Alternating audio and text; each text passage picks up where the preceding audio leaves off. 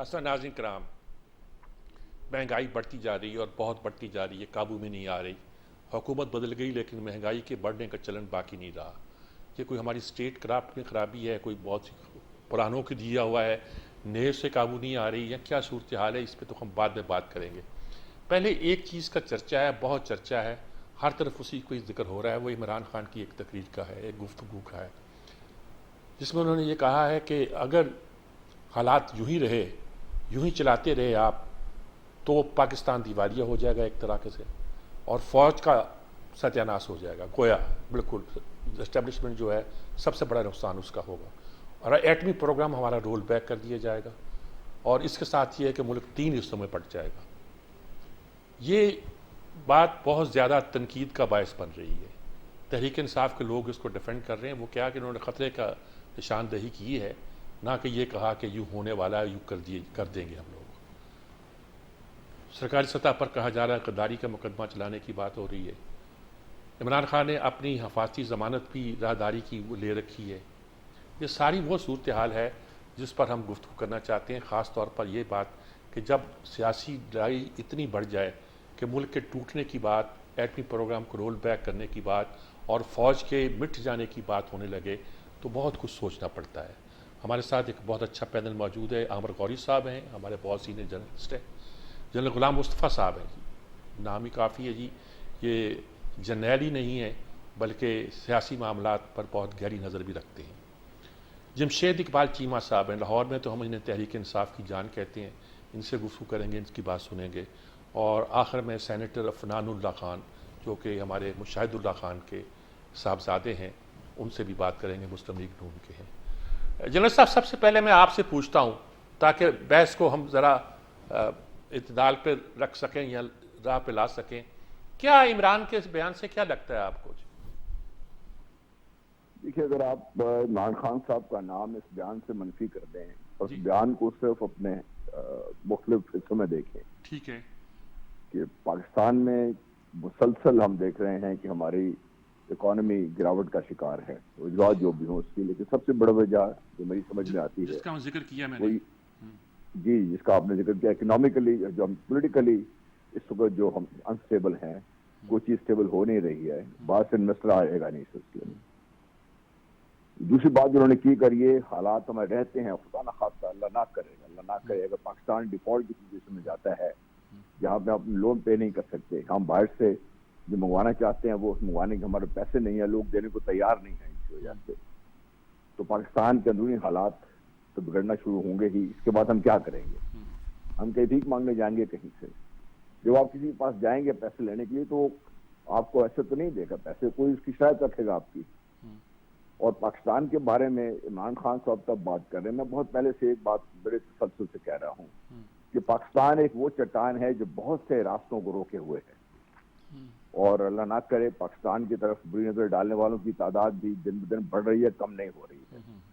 खासतौर से जब से ये सी पैक सामने आया है और दुनिया को इसकी जो स्ट्रेटेजिक और इकोनॉमिक पोटेंशियल का पता चला है, और ये पता चला है कि पाकिस्तान का इसमें रोल कलीदी है, उनको डर है कि पाकिस्तान अगर तरक्की कर जाता है या पाकिस्तान स्टेबल हो जाता है तो फिर उनके हाथ से निकल जाएगा, तो ये वो ताकत बनने जा रहा है जिसकी हमारे बड़ों ने तवक्को की थी। तो उसको वहां पे रोकने के लिए नेक्स्ट स्टेज क्या होगी आपकी? मुल्क में हंगामे खुदा नसला फूट पड़ते हैं, आपकी फौज तनख्वाह नहीं दे सकती, फौज कमजोर पड़ जाती है। तो एक 2008 में एक आर्टिकल आया था, उसके बाद अगर आपने देखा तो एक दफा ये भी खबर आई थी कि कुछ अमेरिकन फोर्सेज जो स्पेशली ट्रेंड है इस मसले पर, वो दुबई में आके बैठी हुई थी, जो खुदा न खास्ता अगर मामला बिगड़ते हैं तो हम पाकिस्तान के जो न्यूक्लियर असासे हैं उनको काबू कर लेंगे। तो पाकिस्तान की जो स्ट्रेंथ है, पाकिस्तान के अवाम और फौज के दरमियान रिश्ता, उसको कमजोर करना, फौज को कमजोर करना, उसके बाद पाकिस्तान के जो न्यूक्लियर हथियार हैं उनको हथियाना, यूक्रेन में हो चुका हुआ ये। तो ये एक ऐसी चीज है जो एक थ्योरी के तौर पर तो पहले बात की जाती थी, मैं भी उसमें बात करता रहा हूँ। इसमें इमरान खान का साहब का लहजा शायद सही ना हो, अल्फाज का चुनाव सही गलत हो, वक्त शायद मुनासिब ना हो, लेकिन ये एक ऐसी हकीकत है जो हमें पाकिस्तान को बहसीज कौम समझने की जरूरत है। इसमें बजाय इसके कि हम इसको एक झड़ी की बुनियाद बनाकर हम लड़ना भिड़ना शुरू कर दें, इसके ऊपर गद्दारी के मुकदमात की बात करें, जो मेन इशू है उसको एड्रेस करना है कि आपको इकोनॉमिकली कैसे पाकिस्तान स्टेबल हो सकता है, जिसके बाद तमाम खतरात जो हैं वो खुद बहुत खत्म होते जाएंगे। मैं ये समझाऊँ इससे। ठीक बात है जी। आमर गौरी साहब, मैं आपसे बात करने से पहले जमशेद इकबाल चीमा साहब से पूछना चाहता हूं कि वो इस कंट्रोवर्शियल इशू पर क्या राय रखते हैं। जनरल साहब ने तो बड़े तरीके के साथ एक तरह से इमरान को डिफेंड भी किया है, लेकिन ये भी कहा है कि इस बात को शायद इस मौके पे कहना, इस असलूब से कहना ठीक ना हो। अदरवाइज हकीकत तो ये है कि अगर हम दिवालिया होते हैं तो फौज भी नहीं रहती, मुल्क भी नहीं रहता, और मुल्क के 3 टुकड़े होते हैं। ये तो खैर सोचने की बात है कि इसका क्या मतलब निकलता है जी। क्या कहते हैं आप इस पर?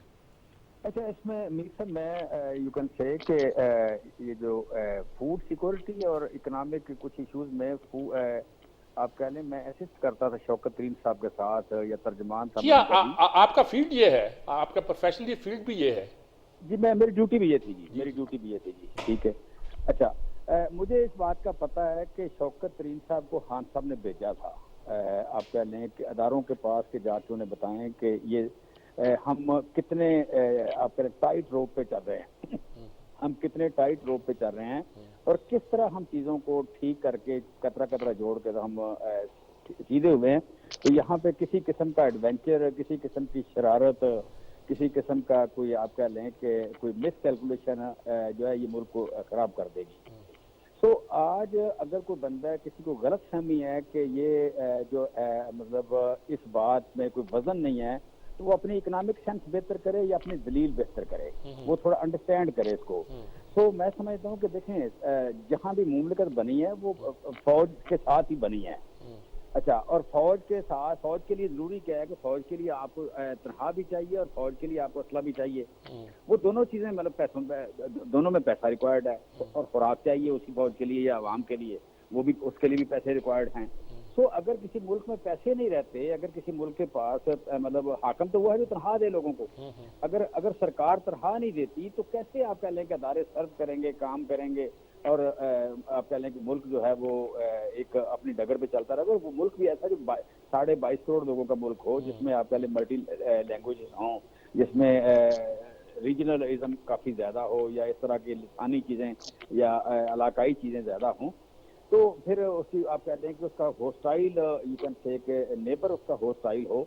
तो ये बात मैं इमरान खान की बात को 100% एंडोर्स करता हूँ, और जो लोग इसको आप कह लें कि इसमें कोई चीज़, कोई साजिश, कोई बगावत, कोई गद्दारी तलाश कर रहे हैं, वो बिल्कुल उनको भी पता है ना ये बगावत है ना गद्दारी है। बेसिकली वो देखें, इसमें थोड़ा सा मैं आपके प्रोग्राम का फ़ायदा उठाते हुए बात करता हूँ। ये 40% अभी तेल बढ़ा है, 40% तेल बढ़ा है, और तकरीबन कोई 41% बिजली बढ़ी है। इसका आपकी जो महंगाई की शरह जा रही है 30% पे, ये जा रही है, जो 8 और 9% पे आप भी गिला करते थे, बाकी लोग भी करते थे कि हमने 1 साल 8.5 किया, इसमें कुछ चीमा साहब कह रहे हैं आपकी पॉलिसियों का दखल नहीं है, कुछ 3.5 साल तक इकॉनमी तबाह होती रही, या कोरोना का दखल है, या इंटरनेशनल हालात का दखल है, क्या कहेंगे आप? सर मुझे थोड़ी सी बात कर लें प्लीज। अच्छा, बात कर लें, मुझे मैं फ्लो ना तोड़े मेरा। अच्छा, ठीक है, मैं कह रहा था कि ये नई बात होगी आपके लिए, आज आपको नजर नहीं आ रही, लेकिन मैं आपको बता रहा हूँ, और रिकॉर्ड हो रही है, ऑन रिकॉर्ड रहेगी, 10 दिन बाद कर लेंगे बात, 20 दिन बाद कर लेंगे। ये आपकी जो इन्फ्लेशन है ये जा रही है 30% की तरफ। ये नई बात है कि इन्फ्लेशन आपकी जा रही है 30% की तरफ। जब 30% की तरफ इन्फ्लेशन जा रही है, तो आप कह लें कि इस मुल्क में जो होने जा रहा है या हो सकता है, वो इस वक्त ना आप इमेजिन कर सकते हैं ना मैं कर सकता हूँ। चीजें बड़ी खराब हैं, चीजें बिल्कुल ठीक नहीं है, चीजें ठीक नहीं है। और जो हैंडलर थे, सहूलतकार थे, न्यूट्रल थे, जो भी थे, जो लोग जिन्होंने ये एडवेंचर किया है, इतना बड़ा एडवेंचर या इतना मिस एडवेंचर कर दिया है कि इसको जितनी जल्दी समेट लें उतना ठीक है, इसको जितनी जल्दी समेट लें उतना ठीक है। और यहाँ पे एक मिनट दूसरी इसमें बात यह है कि अगर और इसको छुपाने के लिए, इस नालायकी को, आपकी 10% इस महीने में 10% आपकी एक्सपोर्ट कम हो गई है, और फिर अगले साल का जो आ गया सर्वे आ गया या आप एनालिसिस आ गया है कि अगले साल, इस साल जीडीपी ग्रोथ से आपकी 6%, अगले साल ये 3% से कम हो रही है अगले साल। और उसमें बुनियादी वजह यह है कि 4-5 चीजें, एक तो आपके इंटरेस्ट रेट बढ़ गया, दूसरा आपकी प्राइवेट इन्वेस्टमेंट कम हो रही है, तीसरा यहाँ रॉ मटेरियल कम आ रहा है, और चौथी चीज ये है कि यहाँ पे यू कैन से कि ये जो लोगों को प्राइवेट इन्वेस्टमेंट कम हो रही है। ये 4 चीजों की वजह से अगले, हाँ, पीएसडीपी गवर्नमेंट का 600 रुपए पीएसडीपी ला रही है, क्योंकि आईएमएफ ने अलाउ इतना किया है कि सिर्फ 600 रुपए आप पीएसडीपी दे सकते हैं। उसकी वजह से 3% से कम पे आ रही है जीडीपी ग्रोथ। अब 6% से कम करके 3% पे ले आते हैं और 2% आपकी पॉपुलेशन ग्रोथ है, तो मुल्क तो स्टैटिक हो गया, गुर्बत छा गई। और 30% अगर महंगाई हो तो जो शक्ल बनती है वो आप देखें तो बड़ी खतरनाक है। अब ठीक बात है। नालायकी को छुपाने के लिए कर ये रहे हैं कि डंडे मारे हैं। ये ये चाहते हैं कि बात हो राणा सनाउल्लाह की, मैं इस तरफ आता हूँ, मैं इस तरफ आता हूँ जमशेद भाई चीमा साहब। सर एक मिनट मुझे 2 फिक्र, क्योंकि मेरे 2 लोगों को और लिमिट देना है जी, आप बताएं। एक मिनट सर, एक मिनट 2 फिक्र। अब चाहते ये हैं कि राणा सनाउल्लाह का जिक्र हो, एफआईआरों का जिक्र हो, गिरफ्तारियों का जिक्र हो, नालायकी का, करप्शन का जिक्र ना हो, लिहाजा ये मारे हमें डंडे। और उस दिन 25 मई को हम पे प्राइवेट लोगों ने हमले किए। सर मैं कहना चाहता हूं आपके प्रोग्राम के तवज्जो से कि अल बदर भी बनी थी, अल शमस भी बनी थी, उन्होंने लोगों को मारा भी था। हुआ क्या था पता कर लिया था आपने? कभी नहीं। खोज के नाम लें, ठीक हो जाए। ये मुल्क आइन और कानून के मुताबिक चलेगा। इमरान खान अकेला नहीं है। 16 करोड़ लोगों पे एफआईआर दें आप, 16 करोड़ लोगों को गिरफ्तार करार दें। मैं कोशिश कर रहा हूं कि जो है आइन और कानून के मुताबिक चीमा साहब, मैंने आपको दोबारा भी लेना है, मैंने आपको चाहिए। दोबारा भी लेना है। आप अभी हमारे साथ प्रोग्राम के साथ रहिएगा, दोबारा भी आपको लेंगे हम। मैं आमर गौरी साहब से पूछना चाहता हूं कि आपने सारी बात सुन ली, जनरल साहब की भी, इनकी भी। एक तो ये कहा जा रहा है कि ये फैक्ट है कि पाकिस्तान की इकोनॉमी पीछे जा रही है और इसकी वजह से हम तबाही भी आ सकती है। कुछ लोग कहते हैं ये इमरान खान की लाई हुई है, कुछ लोग कहते हैं उस वक्त की नहीं लाई हुई, तो अब जो वो हालात पैदा कर रहा है उससे और बेहतर हो रहा है। तीसरे कह रहे हैं कि ये वक्त नहीं है कि इस वक्त ये बात की जाए कि मुल्क टूट सकता है, या एटमी प्रोग्राम हमारा रोल बैक हो सकता है, या हम दिवालिया हो सकते हैं, या फौज खत्म हो सकती है। आप क्या कहेंगे इस बात पे? जैसे मैंने बातें सुनी अपने दोनों दोस्तों की, देखें ये आज का या कल का किस्सा तो है नहीं, ये कई दहाइयों में फैला हुआ नालायकी का किस्सा है। इस वजह से कि इसके अंदर जो इस मुल्क के ऊपर हुक्मरान रहे हैं, उन्होंने इस मुल्क के बारे में नहीं सोचा, उन्होंने दूसरे मुल्कों के बारे में सोचते हुए अपनी पॉलिसियां बनाई हैं। ये नहीं हो सकता कि एक गरीब मुल्क जो है वो 40 साल एक ऐसी जंग लड़े जो उसकी अपनी जंग नहीं है, उसके अंदर अपनी पूरी फौज को इसलिए झोंक दे कि कहीं से पैसे मिल रहे हैं। हो सकता है फौज जो है वो अच्छा काम करती रही हो, लेकिन उसकी इकोनॉमी का हाल ये हो चुका है कि 70% एग्रीकल्चर मुल्क जो है वो आज ये बात कर रहा है कि हम गंदम रूस से लेंगे, या यूक्रेन से लेंगे, कि ऑस्ट्रेलिया से लेंगे, कि ऑरेगन अमेरिका से लेंगे। ये हाल हो चुका है इस मुल्क का। ये जो बात की है ना इमरान खान साहब ने, वहां से स्टार्ट करते थे। देखिए इमरान खान साहब का जो चीमा साहब बात कर रहे थे, इन सारे पॉलिटिशियंस की एक बेचारों की कमजोरी ये है कि जो इनका लीडर है उसको ये देखते हैं फैसलाबाद के घंटा घर की तरह, कि सारे बाजार उसी के ऊपर खत्म हो, उसी की तारीफ हो। ये नहीं देखते कि उन बाजारों में कुछ चीज बेचने के लिए रह गई है या नहीं रह गई। इमरान खान साहब का जो दिल है वो हो सकता है बिल्कुल सही जगह पे काम कर रहा हो, लेकिन को जो दिमाग है it is all over the place. देखें ये जो बात उन्होंने की है ये को पहली दफा नहीं हुई, वो अकेले आदमी नहीं है जिन्होंने ये बात की है। पाकिस्तान के मुख्तलिफ सियासतदान मुख्तलिफ औकात में ऐसी बातें करते रहे हैं, और सवाल क्या है कि ये उनका अपना इंडिपेंडेंट एनालिसिस नहीं होता। ये यूरोप के, अमेरिका के प्रोफेसरों के लिखे हुए जो थीसिस होते हैं उनको उठा के इस अपने शब्दों से बयान कर देते हैं एज इफ कि ये इनकी अपनी ओरिजिनल थिंकिंग है। भाई उन्होंने तो हमारे बारे में ये बातें करनी है, क्यों? अगर वो सारे लोग कहते हैं कि जी पाकिस्तान के अंदर इकोनॉमी जो है बुरा हाल हो चुका है, जो आबादी है उस पर कंट्रोल नहीं है, जिस तरह उनका 22 करोड़ का मुल्क है, वो गंदम पैदा नहीं कर रहा, वो चीनी पैदा नहीं कर रहा, वो बाकी चीजें जो कॉटन जो उसकी वाहिद इकोनॉमी को लेके चलने वाला, मतलब आप ये समझ लिए कि सोर्स है, अब वो भी इंपोर्ट कर रहा है, तो भी ये मुल्क कब तक चलेगा? लेकिन आप इन लोगों से पूछें कि ठीक है जी आपने बता दिया, हर एक के पास डायग्नोसिस है, उनसे पूछे इसका इलाज क्या है? इलाज ये है कि इतना बड़ा मुल्क जो है वो 1.5 अरब बिलियन के लिए, उसकी किस्त के लिए तड़पता फिर रहा है। IMF से ये बात की। अच्छा वो फिर ये जो पिछले वाले कर गए थे, उन्हें जो उससे पिछले वाले कर गए थे, उन्होंने कहा नहीं भाईजान ये 70 सालों से यही हो रहा है। 70 सालों के मुल्क जो है ना, फिर हम मिसालें देते हैं कि जो हमारे साथ आजाद हुए थे उन्होंने ये किया, उन्होंने मीर साहब दूसरे लोगों के लिए जंगें नहीं लड़ी। ये शर्मनाक मुकाम है कि बलूचिस्तान जो है, जिस वक्त मैं प्राइमरी स्कूल में था उस वक्त भी सुनते थे कि वहां जंग चल रही है, आज भी लोग समझते हैं वहां से लोग गायब हो रहे हैं, हमारे अपने लोग गायब हो रहे हैं, कौन कर रहा है हमें नहीं पता, उसका जवाब न रियासत के पास है न रियासत देना चाहती है।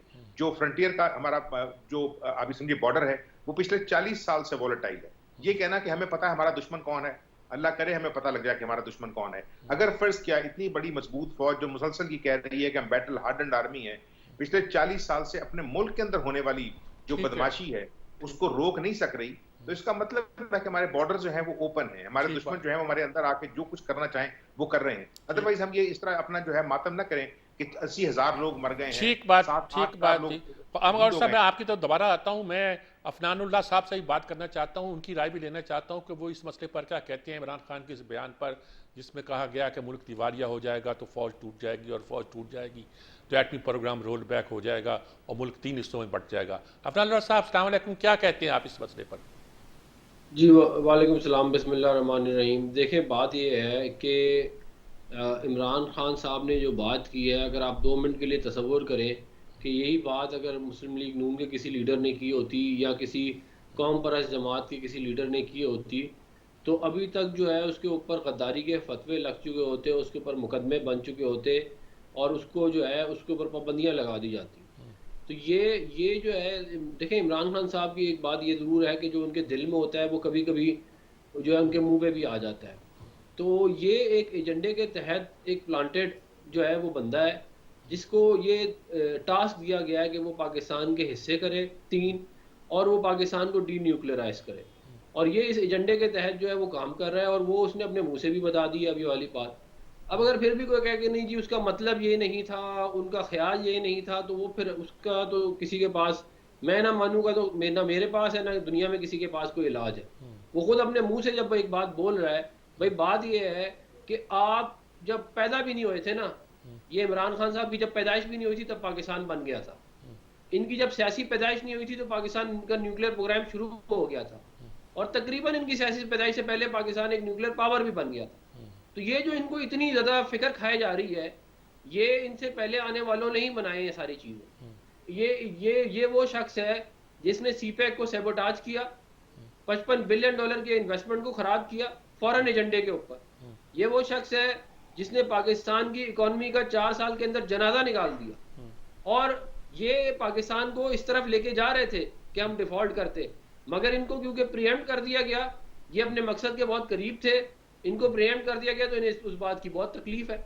ये है सारी के सारा मामला। पहले मुझे थोड़ा सा शक था, लेकिन अब मुझे इस बात का यकीन है कि ये फॉरेन एजेंडे के ऊपर काम कर रहे हैं। आप मुझे बताएं कि जब ये कह रहे हैं कि मुल्क की इकॉनमी ठीक नहीं है, जब मुल्क की इकॉनमी ठीक नहीं है तो तुम ये रोजाना जो है क्या कहते हैं मुल्क के अंदर इंतशार क्यों फैलाते हो? कभी कहते हैं कि जी ये फौज जो है वो तो उसको उसके अंदर जो है वो सबसे पहले फौज तबाह होगी, जो है वो, ये कोई बात है? ये कोई मुहिब्बे वतन इंसान इस तरह की बात नहीं कर सकता जो इमरान खान करता है, कोई मुहिब्बे वतन इंसान। और ये पूरी साजिश, और जो मैं आपको ये भी बता दूं कि पाकिस्तान के अंदर हमारे इदारों के अंदर हमारे सियासतदानों में, हमारी जुडिशरी में ऐसे लोग मौजूद हैं जो फॉरेन एजेंडा उनका कोई दीन ईमान नहीं है, वो पैसे लेके काम करते हैं। उनकी बला से ये मुल्क जो है वो टूटे, दबाव बर्बाद हो जाए, उन्हें इस बात से कोई फर्क नहीं पड़ता। तो ये जो है ये सारा एजेंडे के तहत किया जा रहा है, और इसके अंदर जो मेन जो प्लेयर है वो इसका इमरान खान है, और हम इंशाल्लाह इसको रोकेंगे। चलिए इस पे बात करते हैं और खुल के बात करते हैं। एक वक्फा लेते हैं, वक्फे के बाद दोबारा हाजिर होते हैं। तो अपने तमाम पार्टिसिपेंट से मैं इसी सवाल को रखूंगा कि क्या ये एजेंडे के तहत हो रहा है, या हमारी किस्मत में यही लिखा हुआ है, या कोई अपोजिशन ये कर रही है, या हुकूमती जमातें ये कर रही हैं, वो इम्पोर्टेड गवर्नमेंट कर रही है, या पुरानी सिलेक्टेड गवर्नमेंट ने किया है, या 70 साल से ये ऐसा हो रहा है, और क्या इसका कोई हल है? और इस वक्त ये जनरल साहब ने कहा था, जनरल गुलाम मुस्तफा साहब ने, कि ये असलूब की बात है, अंदाज की बात है, वक्त की बात है, या सिर्फ ये असलूब, अंदाज और वक्त की बात है जिस पर एतराज़ हो रहा है। एक वक्फा लेते हैं, वक्फे के बाद दोबारा हाजिर होते हैं। नाज़रीन कराम, हम बेसिकली तो एक तकरीर पर गुफ्तगू कर रहे हैं, बल्कि एक गुफ्तगू पे गुफ्तगू कर रहे हैं जो इमरान खान ने की है, जिसमें उन्होंने कहा कि पाकिस्तान दिवालिया हो सकता है कि अगर इस्टेब्लिशमेंट ने अपनी पॉलिसी ना बदली। इससे उनकी क्या मुराद है, ये एक अलग सवाल है। सवाल लोग कहते हैं कि इनका मतलब यही है कि आपने अगर मुझे इक़्तिदार ना दिलाया तो फिर इसका ये अंजाम होगा। दूसरे लोग कहते हैं नहीं, उनका मतलब ये है कि अगर आपने सियासत में यूँ ही दखल दिया तो उसके नतीजे के तौर पर जो सूरत तीसरी बात ये भी कही जाती है, वो कहते हैं न्यूट्रल रहना अच्छी बात है, लेकिन अब जब मुल्क टूट रहा हो तो आप न्यूट्रल नहीं रह सकते, आपको साथ देना पड़ेगा। उसका मतलब यही लिया जा सकता है कि आपको मेरा साथ देना पड़ेगा। इससे अलग बहस है, अलग गुफ्तगू है, लेकिन सवाल ये पैदा होता है कि इस वक्त जो हालात हैं, और जनरल साहब ने ये कहा था कि असलूब की बात है, अंदाज़ की बात है, और लहजे की बात है, और वक्त की बात है, क्या इस वक्त ये बात करनी चाहिए?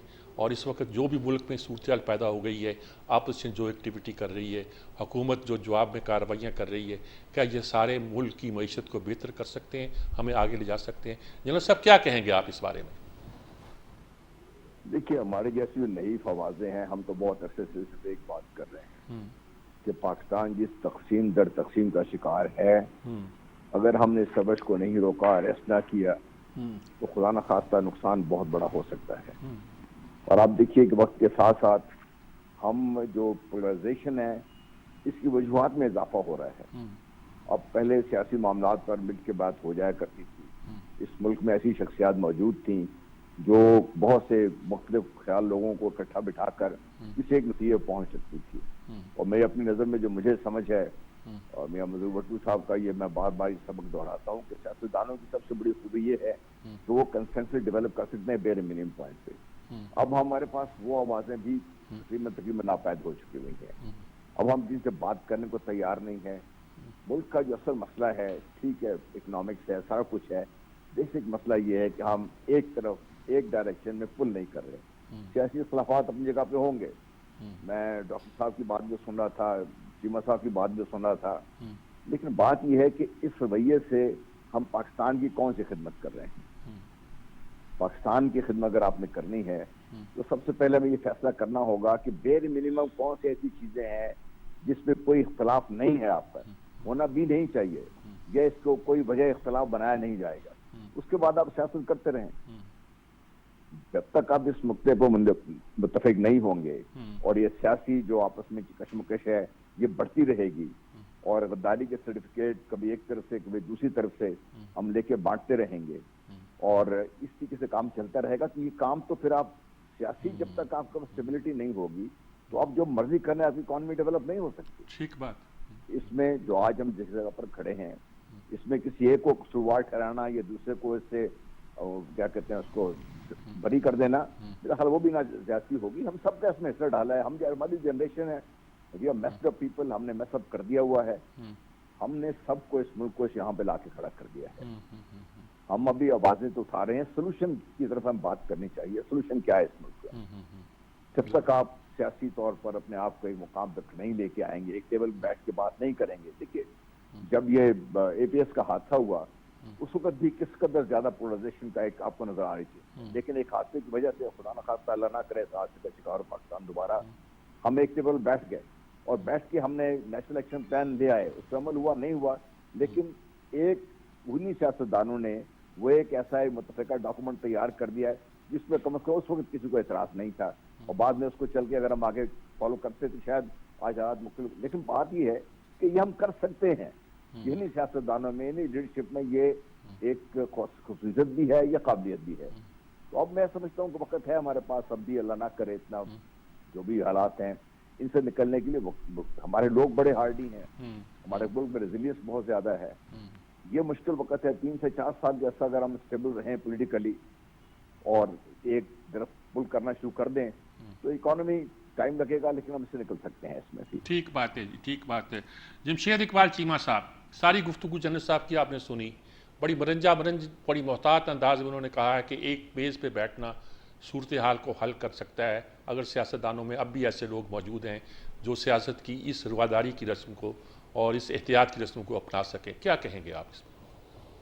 सर, इसमें आप कह लें कि सच्ची बात है, मीठी मीठी प्यारी प्यारी बातें करना मैं कर सकता हूँ, बड़ा आसान है, मुश्किल नहीं है। जनरल साहब है, उनका स्टाइल ही है बड़ा अच्छा, वो बड़े आप कह लें दानिश्वर हैं, और आर्मी में वो लोग हैं जो आप कह लें कि जिनको होना चाहिए।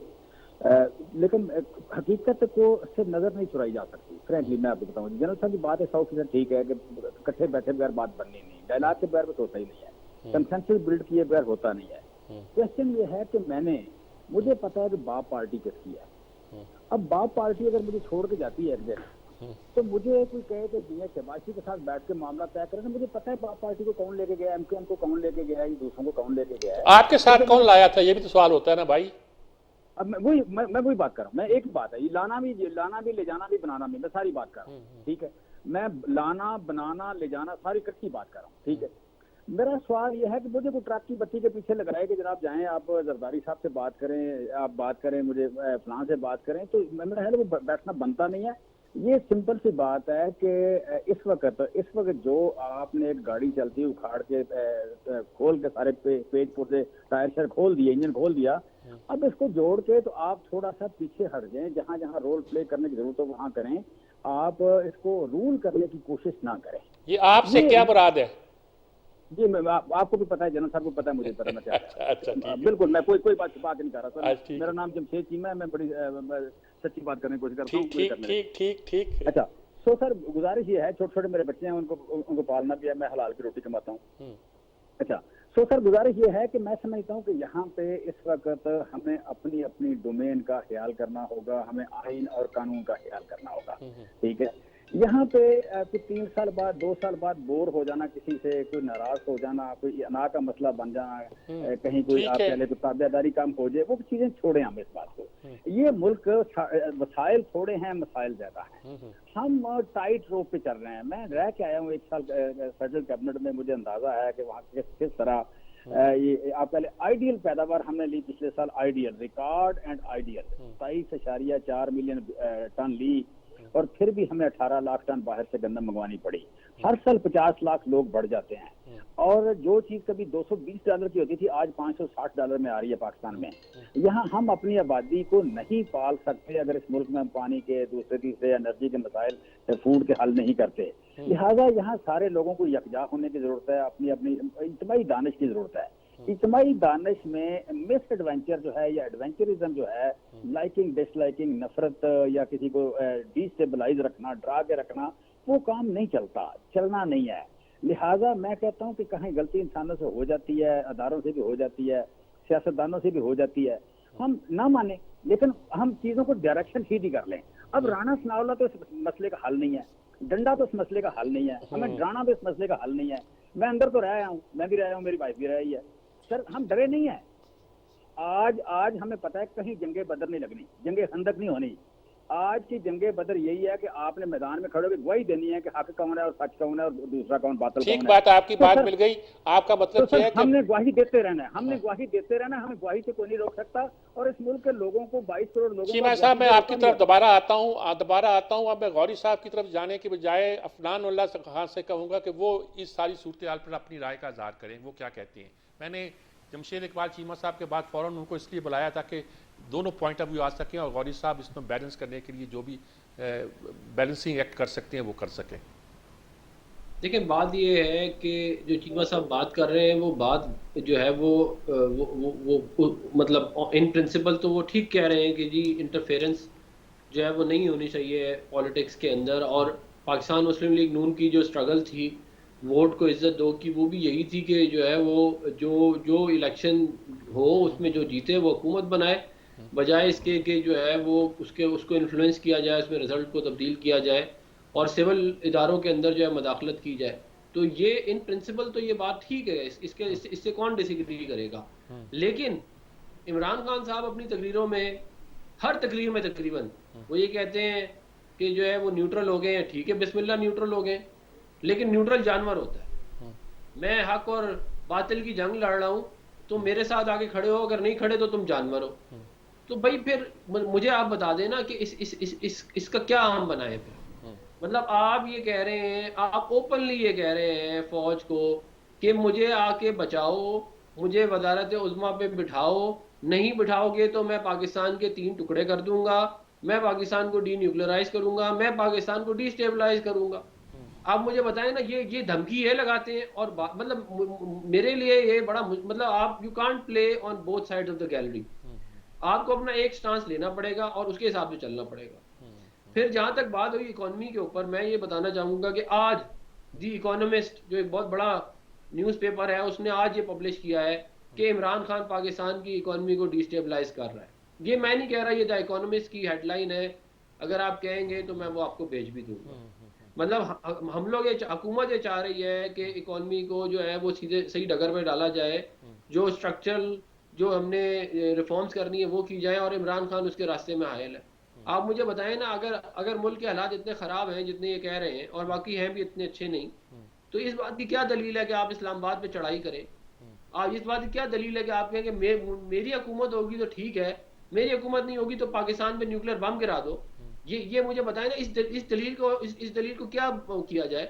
और फिर ये जो अलायंस थे जिनकी ये बात करते हैं, बाप पार्टी और MQM, और जिसका ये गिला करते हैं, भाई ये लोग तो आपके, या अगर आप ये समझते हैं कि ये किसी के कहने पे हमारी साइड पे आए हैं, तो ये आपकी साइड पे भी फिर किसी के कहने पे ही आए जी, वो होंगे। बात उन्होंने कही है कि ये पार्टियां बनती कैसी हैं, बनती सारी और बातें। फिर मैं IMF आपके अफनान साहब आपकी तरफ आता हूँ। तो ये हमारी वो वाहिद हुकूमत है हाँ, जिसने IMF प्रोग्राम 2016 में कंप्लीट किया। मैं हमारे आपकी तरफ आता हूँ, इस इकोनॉमी के मसले पर आपकी तरफ आता हूँ। मैं आमर गौरी साहब से पूछना चाहता हूँ कि सारी गुफ्तगू की में वो क्या समझते हैं, उनका क्या टेक है, वो एनालिसिस क्या है उनका? देखें सिजाद साहब, एक तो जहां पे इरफान छोड़ के गए, मैं से पूछ ये उसको आगे लेके चलता हूं कि इमरान खान साहब अब काफी दिनों से जो है वो एक तरह के किला नशीन हुए हैं KP के अंदर। वो अपने घर वापस नहीं आना चाहते, बनी गाला में रहना नहीं चाहते। दोनों दफा जब आपने सवाल पूछा है तो चीमा साहब की बात के अंदर एक ही शख्स का नाम आया है, वो इस वक्त वजीर दाखिला है इस मुल्क का, कि वो ये नहीं करेगा, वो नहीं करेगा, करना नहीं चाहिए। ये सारे लोग जो हैं, मैं ये कहूंगा कि ये सारे लोग जो हैं ये शामिल हैं उस पूरे के पूरे प्लान के अंदर जो पाकिस्तान को चलने नहीं दे रहा। अगर फर्ज किया अब उन्होंने जाके शांगला में और बुनेर में और उसके बाद दीर में और उसके बाद हो सकता है अफगानिस्तान में तकरीरें करनी हो, तो वो करते रहें। उन्हें कि भाई अगर आप पाकिस्तान के मरकजी लीडर हैं तो आके मरकज में बैठें, आपको डर क्या है? मतलब जो हमारे पास रिपोर्ट्स हैं यहाँ पे वो ये हैं कि मतलब जहां बैठे हुए हैं वजीर आला हाउस पे, वहां हुकूमत जो है उस सूबे की वो बिल्कुल मुअत्तल हुई है। क्यों? वो उनको पालने में लगे हुए हैं, उनको संभालने में लगे हुए हैं, वहां पे लोगों को मिलने दिया जा रहा है, नहीं मिलने दिया जा रहा। दूसरी चीज, अगर इकोनॉमी जो है वो सबसे बड़ा मतलब आप समझिए जिन है इस मुल्क का, जो इस मुल्क की जान ले लेगा, तो फिर जिस वक्त आप ये कहते हैं कि हम इस मुल्क को रोक देंगे, शहरों को रोक देंगे, यकीन करें मैं आज सिर्फ थोड़ी देर के लिए यहाँ अपने आसपास के इलाकों के अंदर गया, हमारे दफ्तर के आसपास के इलाके, क्यों वो सारे इस इलाके की जो इकोनॉमी है उसको ये राजा बाजार और ये इसके साथ ननकारी बाजार चलाते हैं रावलपिंडी में। जो दिहाड़ी पे काम करने वाला आदमी है, यकीन करें अगर उसका बस चले तो वो सारे लोगों का सर फाड़ दे, उससे होगा कुछ नहीं। क्यों? इसलिए कि पिछले एक हफ्ते के अंदर वो कह रहा है तीसरी दफा जो है वो बड़ा है किराया जिस मैं वैन पे बैठ के आता हूं, आगे मुझे मजदूरी नहीं मिलती, शहर बंद हो जाते हैं। इमरान खान साहब कहते हैं मैं फिर आऊंगा, ठीक है, उस वक्त सारे शहर बंद होंगे। इस्लामाबाद तो बहुत बड़ा इंडस्ट्रियल शहर नहीं है, लेकिन यहाँ पर भी आबादी जो है 12 लाख के करीब है। मैं ये बता रहा हूँ जो काम जो सियासत जैसा चलना चाह रही है ना, ये बड़ा अच्छा लगता है। इस तरह जनरल साहब भी कह रहे थे और चीमा साहब भी कह रहे थे ये होना चाहिए, ये करना चाहिए, हम कर सकते हैं, हमारे अंदर एबिलिटी है। I beg to disagree Sajad साहब, हमारे अंदर ये बिल्कुल जो है ना एबिलिटी नहीं है। हम अक्रॉस द टेबल बैठ के बात नहीं कर सकते। इमरान खान साहब बात नहीं करना चाहते। आप ये देख लें 3.5 साल में पार्लियामेंट का क्या रोल था, जो अदलिया का रोल है, जो बाकी इदारों का रोल है, वो आपको मेरे से ज्यादा बेहतर पता है। उससे पहले क्या रोल था वो भी देख लें। ये पार्लियामेंट अवाम से वोट लेके आती है, इन लोगों की जिंदगी के अंदर अवाम का बस इतना ही जो है वो पर्पस है कि उनको वोट दे दें या इस्तेमाल हो जाए वोट दिए, ठीक है। उसके लिए उनके मसाइल हल करने के लिए इनके पास कोई तरीका नहीं, वो प्लान पॉलिसी नहीं है, बातें हैं। इसलिए कि इनको शाम को जो है वो अच्छा खाना मिल जाता है, ये जहां बैठे, और मैं बैठता हूं उनके साथ रोज ड्राइंग रूम के अंदर, यकीन करें उसके अंदर किसी के पास जवाब नहीं है कि ये मसले हल कैसे होंगे। ठीक बात है जी। आमर गौरी साहब की गुफ्तगू आपने सुनी, एक वक्फा लेते हैं, वक्फे के बाद हम कोशिश करेंगे इस सारी बहस को कंक्लूड करें। अगर हम कंक्लूड कर सकते हैं, बेहतर है कि कम से कम हम तो कंक्लूड कर लें, हम तो किसी नतीजे पर पहुँचें, हम तो कोई रास्ता तलाश करेंगे, कोशिश करेंगे। अगर हमारी कोशिश कामयाब हुई तो ये बहुत बड़ी बात होगी। एक वक्फा, वक्फे के बाद हाजिर होती।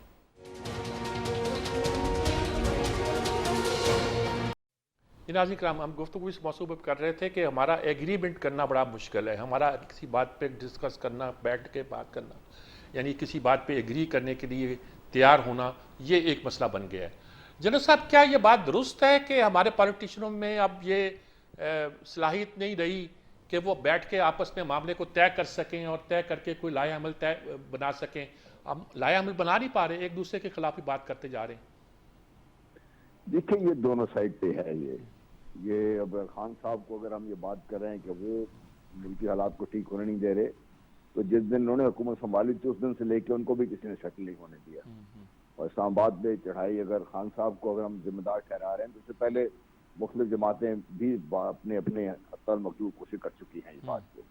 तो एक दूसरे को हमने स्टेबल होने दिया ही नहीं है। ये जिसमें मैं ये नहीं कह रहा कि भाई एक आदमी मुजरिम है या दूसरा आदमी बहुत बड़ा है इसमें, लेकिन हकीकत है ये, और आपके भी सामने है, मेरे भी सामने है।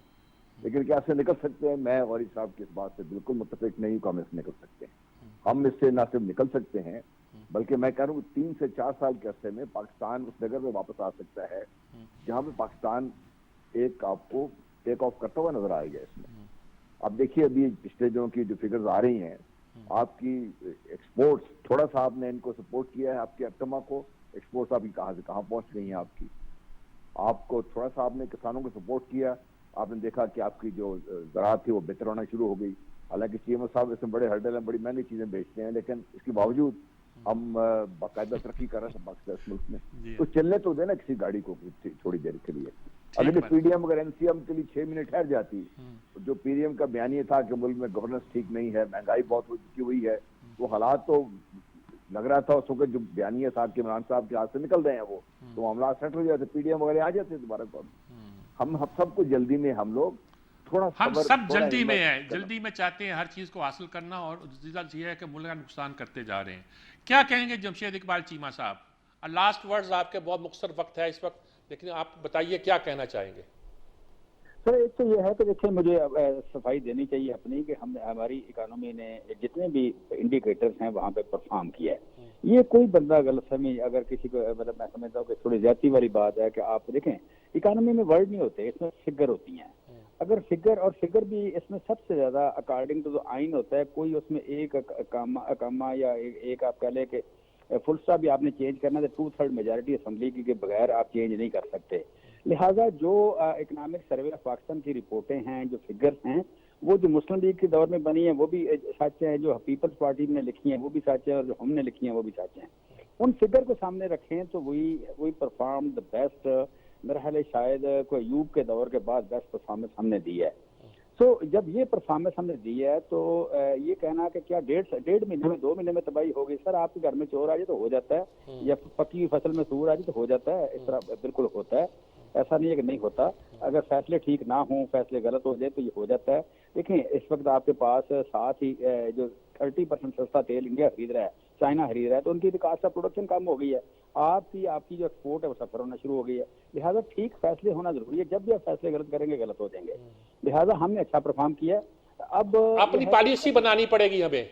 मैं चाहता हूँ जल्दी से वाइंड अप करें क्योंकि वक्त बहुत कम है मेरे पास। इलेक्शन में जाएं और इलेक्शन फ्री एंड फेयर हो और उसकी सेंटिटी हो, जो भी जीतेगा बाकी लोग उसके मैंडेट को मान लेंगे। अगर आप इस वक्त हमें जो नजर आ रहा है कि ये फैंटी इतनी हमें इसलिए लग रही है कि ये इलेक्शन में धांधली का प्रोग्राम बना रहे हैं और ये जो करप्शन है उसको अपना नालायकी है उसको छुपा रहे हैं, लिहाजा इससे काम नहीं चलेगा, इससे नहीं चलेगा। आप फ्री एंड फेयर, आपकी बात समझ आ गई, बिल्कुल समझ आ गई। अफगान साहब आप क्या कहेंगे? ये कहते हैं इलेक्शन कराओ, फेयर एंड फ्री इलेक्शन कराओ, जो आए उसको मान लो, यही तरीका है, इसके अलावा कोई तरीका नहीं। क्या कहेंगे आप? देखिए फ्री एंड फेयर इलेक्शन बिल्कुल हो सकता है, लेकिन उसके लिए अगर इन्हें कोई बातचीत करनी तो वो आके जो है जो रेलेवेंट फोरम है उधर आके बात करनी है। अगर हम पे जत्थे लेके चढ़ाई करने की कोशिश करेंगे तो हम उनकी कभी बात नहीं मानेंगे। जहाँ तक बात रही इकॉनमी की, ये कह रहे हैं अयूब खान के बाद सबसे बेहतर इकॉनमी इनकी रही है। मतलब देखें इंसान जो है उसको मतलब कि फेयर होना चाहिए। पाकिस्तान की GDP 312 बिलियन डॉलर की थी 2018 में, 4 साल के PTI के दौर के बाद वो 281 बिलियन डॉलर की है, तकरीबन 31 बिलियन डॉलर कम हो गई है। तो अगर ये इसको अयूब खान के बाद तरक्की कहते हैं तो मेरे पास इसका कोई इलाज नहीं है। और फिर जनरल साहब ने बात की कि जी हमने इमरान खान को चलने नहीं दिया, हमने पहले दिन चार्टर ऑफ इकोनॉमी की ऑफर की इमरान खान को, जिसको उसने हकारत से ठुकरा दिया। तो ये हमें नहीं कह सकते कि हमने तो हम तो चाहते थे कि जो है वो अभी हम आज भी चाहते हैं कि चार्टर इकोनॉमी हो जाए। ठीक है, आपका पॉइंट ऑफ व्यू आ गया, आप भी चाहते हैं चार्टर्ड इकोनॉमी हो जाए, कोई बात तय हो जाए और उसके तहत मुल्क को चलाया जाए। गौरी साहब लास्ट वर्ड्स। सर देखें आपने जहां से बात शुरू की थी कि क्या सियासतदान मिलकर बैठ के बात कर सकते हैं, देखें जो लोग रिप्रेजेंट कर रहे हैं ना ऑलमोस्ट पाकिस्तान के 70% को, वो तो बैठ के इस मुल्क को चलाने की कोशिश कर रहे हैं उस सिस्टम के अंदर जो बहरहाल आईनी और कानूनी तौर से उन्होंने हासिल किया है। कैसे हासिल किया कैसे नहीं किया मैं उस डिबेट में नहीं जाता, लेकिन इमरान खान साहब देखें उनको समझना बड़ा जरूरी है। उनका सारा जो करियर है ना, वो एक दुनिया के कमाल बॉलर थे, वो एक तेज बॉल को एक बॉम्ब की तरह फेंकते थे, यानी सामने जो खड़ा हुआ है उसको उन्होंने बाउंसर मारने हैं, यॉर्कर मारने हैं, इंडिपर मारना है, इन स्विंगर मारना है। खेलने नहीं देना, ठीक है ना, ये उनकी तरबियत थी। इसका मतलब है कि ऐसे शख्स से आप एक्सपेक्ट नहीं कर सकते कि वो टेबल के ऊपर बैठ के बातचीत करेगा और मसाइल का हल, ये जो है ना कि इलेक्शन हो जाए, भाई क्यों हो जाए इलेक्शन? अगर फर्ज किया जो हुकूमत बैठी हुई है वो समझती है वो कराए तो वो कराए, आपके कहने से नहीं होगा। लिहाजा मेरा अपना ये ख्याल है कि तमाम लोग जो इनके साथ सियासत के अंदर इनके साथ शामिल हैं, उन्हें ये कहना चाहिए कि जनाब हमारी सियासत खत्म करके नहीं जानी है आपने, ठीक बात, पाकिस्तान तो इंशाल्लाह ठीक। चलता रहेगा, आप जो है ये पार्टी को खत्म करके जाएंगे। चूंकि जो इस वक्त पीटीआई का हाल है, ये मैं आखिरी वर्ड कह रहा हूं कि पीटीआई के लिए जो सबसे बड़ा एसेट है सैडली वो भी इमरान खान है, और सबसे बड़ी लायबिलिटी जो है वो भी इमरान खान है। ठीक बात है जी, मैं इसी पर बात को ख़त्म करता हूँ। ये कहते हैं सबसे बड़ा एसेट इमरान खान है पीटीआई के लिए, और सबसे बड़ी उन लाइबिलिटी भी इमरान खान है। खैर तजिए बहुत हो सकते हैं, बैठ के बात हो सकती है, बात नहीं हो सकती, बहुत सी गुफ्तगू कर सकते हैं, लेकिन हम इस बात पर हमारा इत्तेफाक है कि हम में इत्तेफाक नहीं हो सकता। और हमारा सबसे बड़ा मसला यही है कि हम मुत्तफिक नहीं हैं, हम इत्तेफाक नहीं पैदा कर सके, हम अपने दरमियान कंसेंसस पैदा नहीं कर सकते, हमने अपनी मईशत के लिए एग्री नहीं कर सकते, हम अपनी सियासत के लिए, इंतखाबात के लिए भी कोई ऐसा फार्मूला तैयार नहीं कर सकते जिस पर सब का इत्तेफाक हो और सब कहें कि इसके आने वाले नताइज दुरुस्त हैं। इन चीज़ों का जब तक हल तलाश नहीं किया जा सकता, बाकी सब बातें हैं। रही इमरान खान की तकरीर, तो इस तकरीर में यकीनी तौर पर जैसे जनरल साहब ने कहा कि असलूब के मसाइल हैं, वक्त का मसला है, इस वक्त नहीं कहनी चाहिए थी बात, इस असलूब में नहीं कहनी चाहिए थी बात, और इस तरह की बात कहते में ये अंदाज़ इख्तियार करने से शक पड़ता है कि शायद वो मुल्क तोड़ना चाहते हैं, एटमी ताकत को बेचना चाहते हैं, शायद वो फ़ौज को ख़त्म करना चाहते हैं। शायद वाली बात मैं कर रहा हूँ, लेकिन देखा जाए तो मेरे ख़्याल में पाकिस्तान का हर शहरी मुहिब वतन है और उसे मुहिब वतन होना चाहिए, और अगर ऐसा है तो फिर हमें बैठ कर कोई हल तलाश कर लेना चाहिए। इजाज़त चाहता हूँ, अल्लाह हाफ़िज़।